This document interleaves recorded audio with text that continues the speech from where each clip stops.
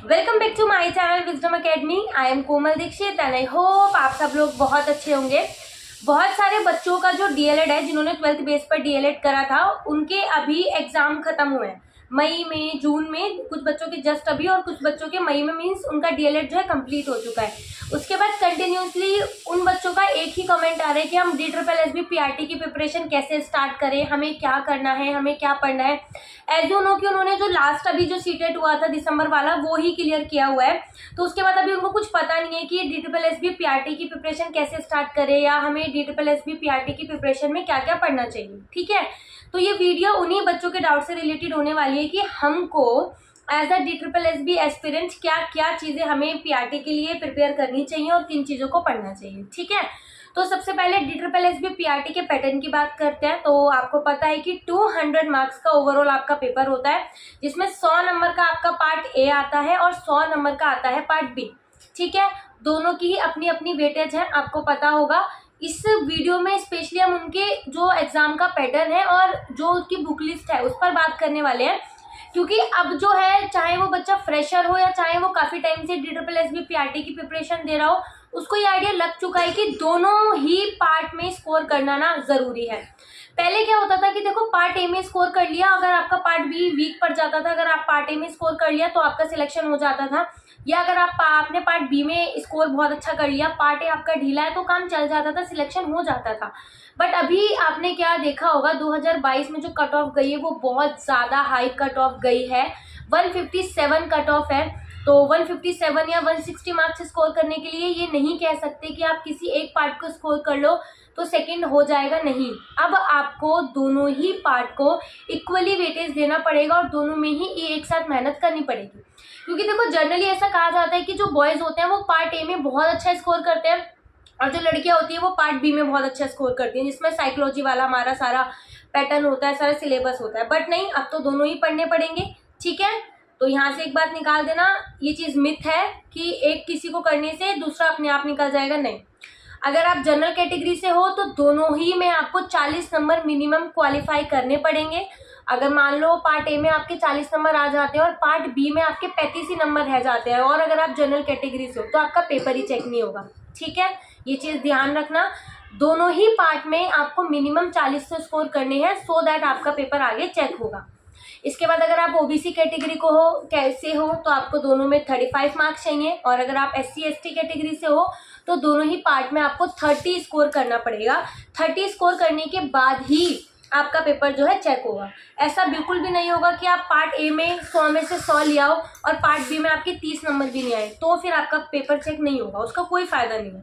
तो अब आपको जब पेपर आप देने बैठोगे तो ये आपको देखना है कि एटलीस्ट आप 30-30, जिस भी कैटेगरी से आप बिलोंग कर रहे हो, SC हो तो 30-30, OBC हो तो 35, जनरल हो तो 40, एटलीस्ट मिनिमम आपको स्कोर करना ही है। ठीक है, अब आप देख लोगे कि किसमें कितना करना है। ठीक है, तो हम पार्ट ए से स्टार्ट करते हैं। पार्ट है हमारा 100 मार्क्स का होता है। ठीक है, आप सबको पता होगा पार्ट है हमारा 100 मार्क्स का होता है, जिसमें सबसे पहले आती है हमारी 20 नंबर की GK।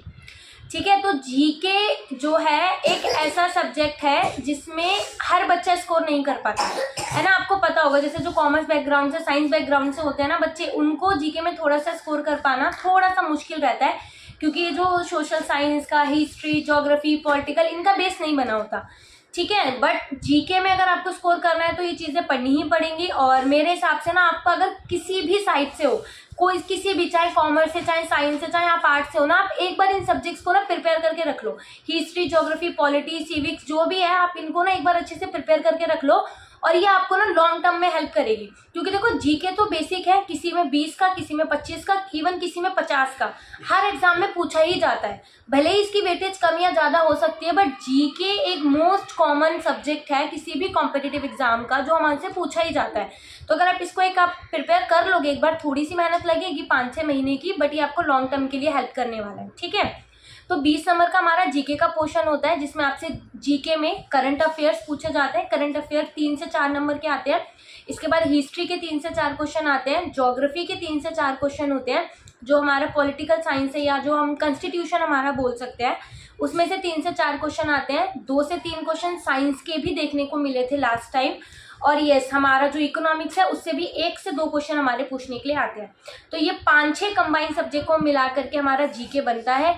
तो इन जीके की अगर आप प्रिपरेशन करना चाहते हो तो आपको ये सारे सब्जेक्ट पढ़ने पड़ेंगे, ठीक है। फिर जीके के बाद आते हैं हमारे रीजनिंग और मैथ्स दोनों को साथ में लेकर के चलते हैं, ठीक है। रीजनिंग भी 20 नंबर की होती है और मैथ्स भी 20 नंबर की होती है। देखो, जो लास्ट टाइम DSSB का पेपर हुआ था ना, उसमें पीआरटी में भी एसएससी के लेवल की मैथ्स पूछी गई थी। इससे पहले कभी DSSB में ऐसा नहीं था, बट उससे लास्ट टाइम बहुत ज़्यादा हाई लेवल की मैथ्स पूछी गई थी। बट जो लास्ट टाइम DSSB का पेपर हुआ है, मैं बात कर रही हूँ 2019 वाले की, उसमें बहुत हाई लेवल की पूछी गई थी। तो इस बार ना सारे बच्चों ने वैसी प्रिपेयर करा था मैथ्स की, क्या पता इस बार हाई लेवल की पूछे। बट इस बार ऐसा कुछ नहीं हुआ था। जो हमारी मैथ्स थी ना वो बेसिक टू मॉडरेट थी, और DSSB में कभी इतनी हाई लेवल की मैथ्स ना पूछी भी नहीं जाती है। तो आप अभी अगर प्रिपरेशन कर रहे हो DSSB की, तो आपको बिल्कुल हाई लेवल की प्रिपेयर करने की ज़रूरत नहीं है। एसएससी की लेवल की भी अगर आप प्रिपेयर कर रहे हो ना, तो वो भी DSSB के लेवल के हिसाब से ऊपर ही है। मीन्स आप एसएससी की प्रिपेयर करो तो DSSB की आपकी आराम से प्रिपेयर हो सकती है, ठीक है। रीजनिंग और मैथ्स का जो लेवल था वो बेसिक टू मॉडरेट था। तो आप ये जो हमारी बेसिक जो बुकें होती है ना, जैसे तो मैथ्स में जो भी बिगनर्स होते हैं, मैं उनको यही सजेस्ट करती हूँ कि आपको सबसे पहले ना RS अग्रवाल करनी चाहिए। जिन भी बच्चों का मैथ्स बहुत वीक है या फिर उनका बेस क्लियर नहीं है, तो पहले उनको RS अग्रवाल करना चाहिए। और एक RS अग्रवाल होने के बाद ना फिर आप SSC की किरण की बुक ले सकते हो, ठीक है। किरण की बुक में क्या है, उससे फायदा क्या है, देखो किरण की बुक करने का, वो करीब एक पूरी बुक आती है जिसमें 13,000 क्वेश्चन, 20,000 क्वेश्चन, 15,000 क्वेश्चन एक साथ होते हैं। तो अगर आप 15 से 20,000 क्वेश्चन एक साथ कर लोगे ना, तो आई डोंट थिंक सो कि इसके बाद आपको किसी और बुक की जरूरत होगी। और इस बुक में क्या है कि जो सारे क्वेश्चन है ना वो लेवल के हिसाब से दिए हुए हैं। मतलब कि टाइप ऑफ क्वेश्चन होते हैं ना, कि टाइप 1, टाइप 2, टाइप 3, मतलब किस तरीके के क्वेश्चन पेपर में आ चुके हैं और किस तरीके के क्वेश्चन पेपर में आ रहे हैं।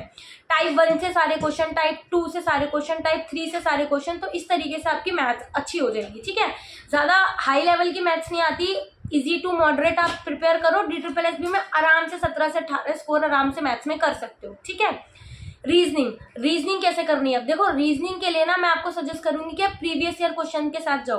DSSB के अब तक जितने भी पेपर हुए ना, चाहे वो TGT हो, चाहे PGT हो, चाहे लाइब्रेरियन हो, चाहे PRT हो, या किसी भी फायर एग्जीक्यूटर का पोस्ट हो, जूनियर असिस्टेंट की पोस्ट हो, आप रीजनिंग के लिए ना सारे प्रीवियस ईयर के क्वेश्चन कर लो। आपको अलग से रीजनिंग करने की भी जरूरत नहीं है, क्योंकि रीजनिंग के मोस्ट ऑफ द क्वेश्चन ना रिपीट होते हैं। और इस बार ही ऐसे हुआ था कि जैसे PRT के पेपर थे, काफी अलग अलग शिफ्ट्स में हुए थे। तो जैसे कि मान लो जो क्वेश्चन मेरी शिफ्ट में आया ना, वो सेम 1-2 दिन बाद छोड़ करके सेम किसी और शिफ्ट में आ रहा है। सेम क्वेश्चन, डिजिट में भी कोई चेंज नहीं, संख्याओं में भी कोई चेंज नहीं, सेम टू सेम था। और ये आप लोग कहाँ से देख सकते हो? जो प्रीवियस ईयर के क्वेश्चन होते हैं ना, वहां से आप लोग देख सकते हो। तो रीजनिंग के लिए ना आपको अगर कोई बुक लेनी है तो आप ले सकते हो, अदरवाइज यूट्यूब पे भी आप टॉपिक बाय टॉपिक क्लियर करके अपनी रीजनिंग क्लियर कर सकते हो। क्योंकि रीजनिंग का लेवल ना अच्छा खासा आता है, इसमें हर बच्चा बहुत अच्छे मार्क्स स्कोर कर सकता है। बट आपको प्रीवियस ईयर क्वेश्चन का आइडिया ना जरूर होना चाहिए, क्योंकि इससे आपको ये पता चल जाएगा कि DSSB किस तरीके के क्वेश्चन पूछता है, ठीक है। तो जीके, मैथ्स और जो हमारी रीजनिंग है वो आप इस तरीके से प्रिपेयर कर सकते हो।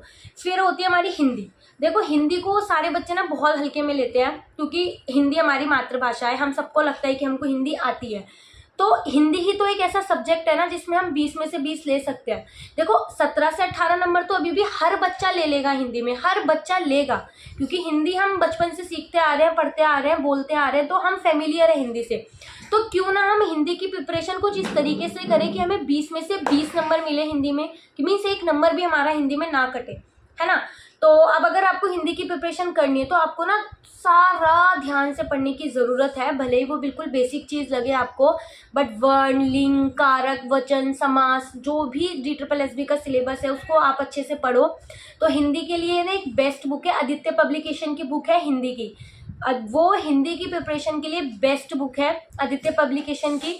उसमें जो सारी चीज़ें हैं बहुत डिटेल में बहुत अच्छे से दी हुई हैं, और वो सारा जो मटेरियल है ना उसका वो एग्जाम बेस्ड है, मीन्स एग्जाम उसमें से आता है। तो आप वहाँ से वो प्रिपेयर कर सकते हो। बहुत अच्छी बुक है, एक बार आप देखना, और एक बार आप हिंदी को पूरा प्रिपेयर करके रख लो, वो फिर आपको काम ही आता रहेगा, है ना। तो हिंदी आप यहाँ से प्रिपेयर कर सकते हैं। फिर आता है हमारा इंग्लिश। देखो, इंग्लिश को बहुत सारे बच्चों को फोबिया होता है, मुझे भी खुद को बहुत फोबिया है इंग्लिश का।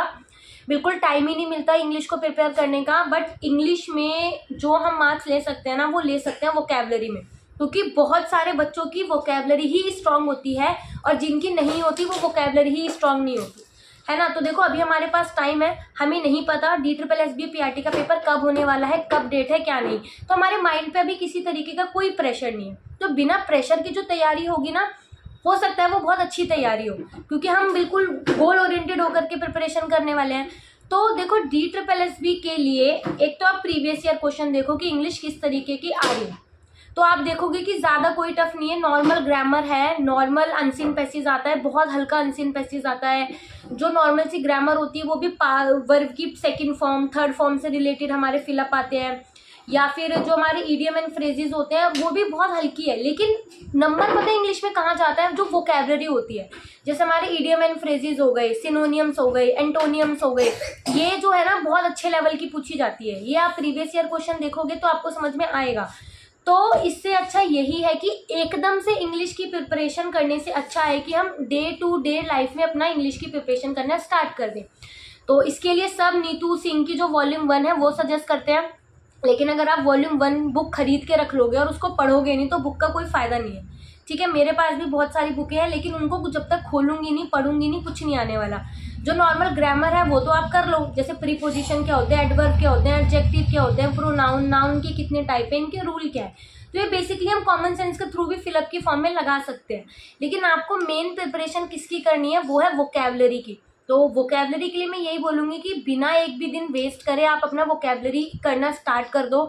इसके लिए आप चाहे कोई बुक खरीद लो, चाहे नीतू सिंह ही ले लो, वॉल्यूम 1 खरीद लो, या फिर आप यूट्यूब से स्टार्ट कर दो, पर डेली बेसिस पे ना सिनोनियम्स, एंटोनियम्स, वन वर्ड्स करना स्टार्ट कर दो, सो दैट जब आपको एकदम से एग्जाम की डेट अगर एकदम से आ भी जाती है ना, तो भी आप देखोगे कि आपका इतनी सारा जो वोकेबलरी है ना वो पेपर के लिए प्रिपेयर हो चुकी होगी। और जब इतनी प्रिपेयर हो गई आपकी वोकेबलरी, पेपर में इतना तो आएगा, कुछ तो आएगा, नहीं तो उससे आइडिया तो आपको ज़रूर मिल जाएगा कि किस तरीके का पेपर आने वाला है। तो वोकेबलरी अभी से करना स्टार्ट कर दो, बहुत ज़्यादा फायदे में रहोगे, क्योंकि एकदम से जब फॉर्म निकल जाएंगे, एग्जाम की डेट आ जाएगी ना, यही लगता है कि ये भी पढ़ना है, ये भी पढ़ना है, ये भी पढ़ना है, कैसे करेंगे, ठीक है। तो ये था 100 मार्क्स का पेपर पार्ट 1। फिर इसके बाद है हमारा पार्ट 2, जो कि अकेले ही 100 नंबर का है, psychology, child development, teaching aptitude, teaching methodology, ये सारा मिलाकर के हमारा 100 नंबर का आ रहा है। तो इसके लिए आपको क्या चाहिए, देखो चाइल्ड डेवलपमेंट की नॉलेज आपको ऑलरेडी है, क्योंकि आपने सीटेट क्लियर करा हुआ है, तो ये उसमें है। बट इसके साथ ही जो अभी आपकी डाइट की बुक रही होगी, साइकोलॉजी की जो भी बुक है, आप उसको प्रिपेयर करो। बट येस, इसके साथ आपको NIOS की 10 बुकें पढ़नी है। NIOS एक कोर्स कराता है, DLED जो हम कर चुके हैं, तो DLED की बुक्स है NIOS की, वो 10 कोर्स आपको इसके साथ ज़रूर करने हैं, ठीक है। उसको आप लोग स्किप नहीं कर सकते, वो 10 के 10 कोर्स आपको करने हैं। ये ब्लॉक है 501, 502, 503 से लेकर 510 तक, ठीक है। इनको आप नहीं छोड़ सकते। और अगर आप देखोगे कि ये कैसा है, तो मैंने इसका लिंक डिस्क्रिप्शन में डाला हुआ है, डिस्क्रिप्शन में से आप लोग डाउनलोड कर सकते हो, जिस भी लैंग्वेज में आप चाहो, हिंदी, इंग्लिश, कन्नड़, मलयालम, जिसमें भी आपको चाहिए आप वहाँ से डाउनलोड करो और देखो। बट ये 10 बुकें आपको पढ़नी ही पड़ेंगी। आप भले अपनी डाइट की बुक छोड़ दो, या जो भी साइकोलॉजी की बुक खरीदी हुई है आपने वो छोड़ दो, लेकिन आपको ये 10 बुकें तो करनी पड़ेंगी, ठीक है। इसके अलावा अगर आपका कोई भी डाउट होता है तो वो आप कमेंट करके पूछ सकते हो।